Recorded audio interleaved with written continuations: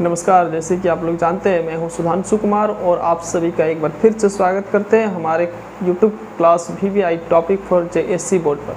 तो मैं आज आपको बताने वाला हूं शीत युद्ध के बारे में, यानी कि कोल्ड वार के बारे में। जी हाँ, मैं आज आपको बताऊंगा कि ये शीत युद्ध जो है क्या है, शीत युद्ध ये कब हुआ था, कैसे हुआ था, और ये जो शीत युद्ध हुआ था तो ये शीत युद्ध किन कारणों से हुआ था, और प्लस ये भी बताऊंगा कि शीत युद्ध का जो परिणाम निकला था वो क्या परिणाम निकला था। तो चलिए सबसे पहले जानते हैं कि शीत युद्ध है क्या। ठीक है, तो देखिए शीत युद्ध जिसको हम लोग अंग्रेजी में कोल्ड वार के नाम से भी जानते हैं। ठीक है, सबसे पहले जानिए कि ये युद्ध जो हुआ था ना 1945 में शुरू हो गया था, यानी कि 1945 ईस्वी में जब द्वितीय विश्व युद्ध यानी कि दूसरा विश्व युद्ध खत्म हो गया था तो उसके बाद जो है शीत युद्ध स्टार्ट हो गया था। ठीक है, और ये 1945 में शुरू होकर के 1991 में सोवियत संघ का विघटन के बाद खत्म होता है। ठीक है, यानी कि शीत युद्ध जो है 1945 में शुरू होता है और खत्म होता है 1991 ईस्वी में। समझ में आ गया। अब देखिए शीत युद्ध है क्या। तो देखिए शीत युद्ध जो है एक ऐसा युद्ध है ना जिसमें वास्तव में युद्ध नहीं होता, वास्तव में युद्ध नहीं होता है, पर युद्ध जैसा माहौल बन जाता है। समझ रहे हैं, मतलब कि जैसे आप इसको मैं अपनी भाषा में समझा रहा हूँ आपको। जैसे कि मैं एक टीचर हूँ और दूसरा कोई टीचर है, तो मैं क्या बोलूँगा कि उस टीचर का पढ़ाने का कोई ढंग नहीं है। ठीक है, वो टीचर भी हमको क्या बोलेगा कि उसका भी पढ़ाने का कोई ढंग नहीं है। तो हम दोनों के बीच जो है शीत युद्ध हो जाएगा। यानी कि ऐसा नहीं होगा कि हम उसको जा करके मारेंगे या फिर वो हमको आकर के मारेगा, फाइटाफाइटी नहीं होगा। ठीक है, लेकिन वाक्यों में, बोली में, बातों में हम दोनों में बहुत ज़्यादा युद्ध होगा। तो यही शीत युद्ध है। समझ रहे हैं ना। इसमें क्या होता है कि वास्तव में कोई युद्ध नहीं होता है, मारपीट नहीं होता है, फाइटाफाइटी नहीं होता है। ठीक है, वाक्यों और बातों द्वारा युद्ध होता है। ठीक है, बहस चलता है। लगेगा ऐसा कि अब तब जो है युद्ध होने वाला है, अब उसको मारेगा, ऐसा माहौल बन जाता है, लेकिन युद्ध नहीं होता है। ठीक है, अब देखिए ये किन कारणों से हुआ था। तो देखिए 1945 ईस्वी में दुनिया जो है दो गुटों में बंटने लगा था। ठीक है, जिसका पहला नेतृत्व करता था अमेरिका यानी USA, और दूसरा गुट का नेतृत्व करता था सोवियत संघ यानी कि USSR। ठीक है, इस अमेरिका को पहली दुनिया के नाम से भी जाना जाता है और ये सोवियत संघ को दूसरी दुनिया के नाम से भी जाना जाता है। इसके अलावा एक तीसरी दुनिया भी था। ठीक है, जिसको हम लोग गुट निरपेक्ष आंदोलन के नाम से जानते हैं।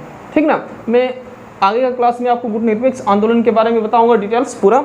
तो आज हम लोग बस ये शीत युद्ध पढ़ रहे हैं। तो देखिए ये पहली दुनिया है अमेरिका और दूसरी दुनिया सोवियत संघ। ठीक है, अब क्या हुआ कि 1945 में दूसरा विश्व युद्ध खत्म हुआ, तो इसके बाद क्या होता है कि दुनिया दो गुटों में बंटने लगा। ठीक है, पहला अमेरिका और दूसरा सोवियत संघ। ये दोनों महाशक्तिशाली देश था।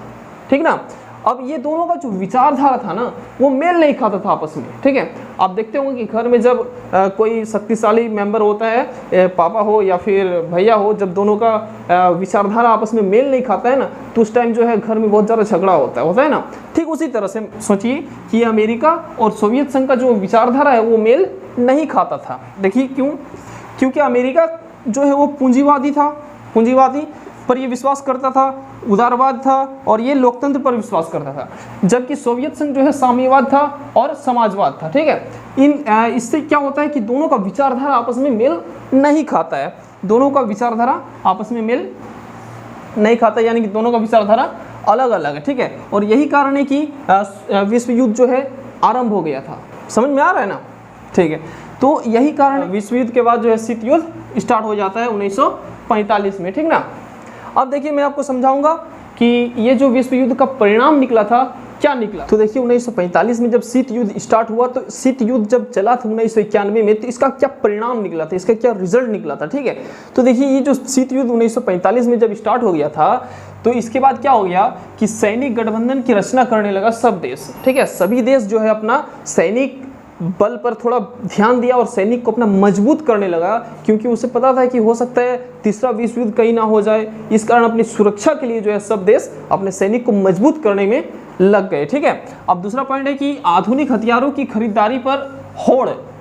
ठीक है, चूंकि ये शीत युद्ध जो है ऐसा एक युद्ध था जिसमें लग रहा था कि तीसरा विश्व युद्ध आ जाएगा। ठीक है, बहुत भयानक हो सकता है, इसलिए सभी देश जो है अपना अपना सुरक्षा के लिए आधुनिक हथियार की खरीदारी अधिक से अधिक करने लगे थे अपनी सुरक्षा के लिए। ठीक ना, अब क्या होता है कि परमाणु शक्ति का परीक्षण, यानी कि उस समय जो है परमाणु बम सबसे शक्तिशाली हुआ करता था, तो इसलिए कई देश जो है फटाफट क्या करने लगे, परमाणु शक्ति का परीक्षण करने लगे ताकि वे अपने आप को सुरक्षित रख सके। ठीक है, कोई अगर यदि उस पर अटैक करे तो वो परमाणु बम से उसका सामना कर सके। इस कारण जो है परमाणु शक्ति का परीक्षण करने लगा।